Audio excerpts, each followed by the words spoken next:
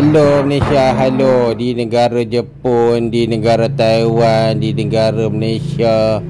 Banyak orang endon terkejut ya, ataupun mereka tak percaya bahawa endon lah muka dan perangai macam tak guna, macam sial. Okey guys, selain itu Tentera Nasional Indonesia yang bertugas di laut kebanyakannya meliwat ya. Selain itu Endon Army, mereka mempunyai kawasan yang luas dan mereka tiada keupayaan untuk logistik. Askar mereka banyak bergerak dengan menggunakan motosikal dan juga kereta Avanza. Dari segi kekuatan perang, Endon bergantung dengan bantuan Rusia. Rusia banyak membayai hutang. Endon berhutang.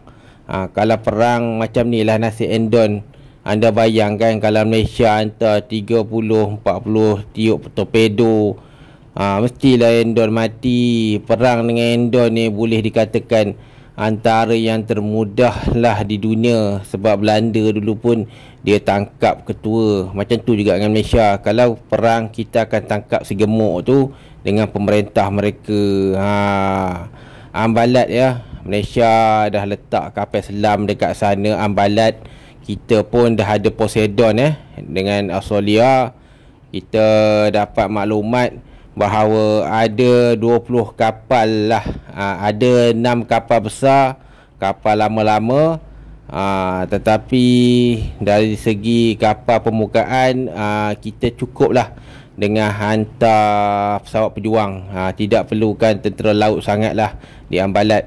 Jadi jika perang berlaku, Indonesia dijangka menyerah ke Ambalat lah tanpa syarat. Sebab Indonesia punya kapal selam ke kapal tentera laut mungkin akan hilang daripada Ambalat. Lain tu Endon dia punya sistem pengesan awal pun tak ada. Perisikan kita dah pergi, dia tengok radar dia orang bergantung dengan telekomunikasi swasta. Okey, ini kota Endon. Kota ni akan jadi bandar orang Jawa sebab Pulau Jawa pun dah tenggelam. Dibangunkan bandar ni menggunakan wang TKI Malaysia, TKI Singapura dan TKI Taiwan. Selain kota ni, ia menjadi kota haram jadah lah untuk bangsa Endon berkuasa. Belanda ya jajah Pulau Endon 350 tahun dan Belanda pun tak suka dengan Endon lah. Dia dulu dia bagi Endon jilat punggung Belanda kan, tapi lama-lama Endon ni jadi sakit gila lah. Bangsa yang paling banyak di Endon kan. Orang Batak, Dayak, Melayu, Bugis pun tak suka sangat dengan Endon ni. Sebab Endon ni susah bila kita ajar dia akan main tipu.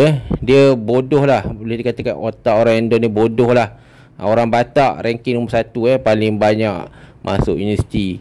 Malaysia pada masa depan dijangka akan membubarkan Indonesia atas sebab Indonesia mungkin akan menyerang lah penduduk-penduduk di Sumatera, Kalimantan. Mereka akan ada perlawanan lah. Sebab itu mungkin tak ada Endon lah kan. Mereka pun tak jaga rakyat.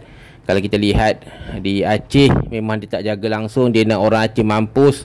Dan dia siap cakap siapa yang tolong adalah pengkhianat.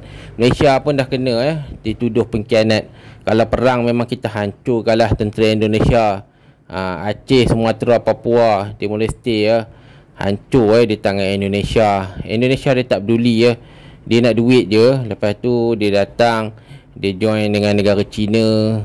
Jalan-jalan dekat Endon juga kebanyakannya pasir. Bila hujan lumpur banyak. Jadi dekat Endon, kereta pelik Endon jangan beli. Sebab itulah kereta di negara Endon tidak dibeli oleh Pakistan juga Vietnam, kecuali kereta Malaysia. Ajaran sesat Endon ni, banyak ajaran sesat. Rakyat Endon ingat orang mereka ni keturunan ni lah, keturunan hebat lah. Mereka pula pernah claim Endon ni hebat sangat. Sebenarnya Endon ni keturunan dia Chola je. Hidup Endon dekat Jakarta macam ni lah, lebih kurang dengan negara Zimbabwe lah. Orang India pun tak suka dengan Endon sebab dia tengok Endon ni kurang ajar. Datang India mencuri mencuri, lepas tu bawa dekat Bali.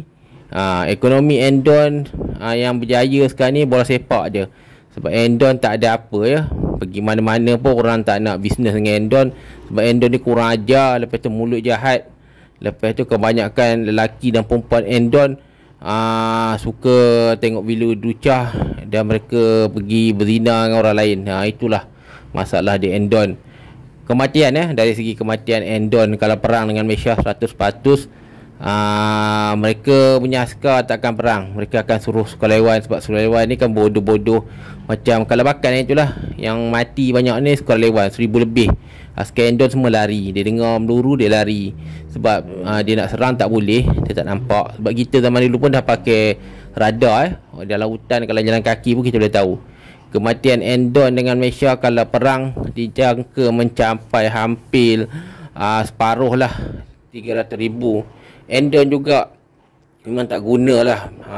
Kalau kita perang memang dia bunuh lah askar dia. Askar dia tak kuat, jatuh tak ada. Kita pun pakai peluru macam ni, memang Endon akan mati dululah. Memang tak boleh nak cakap apa kan. Tapi nak buat macam mana, dah dia kurang ajar. Selain tu laki Endon laki Endon juga penakut. Semua orang Endon muka macam ni lah. Semua ni memang rosak ambil dadah, semua bergaduh. Dan apa pun akhirnya Malaysia menang.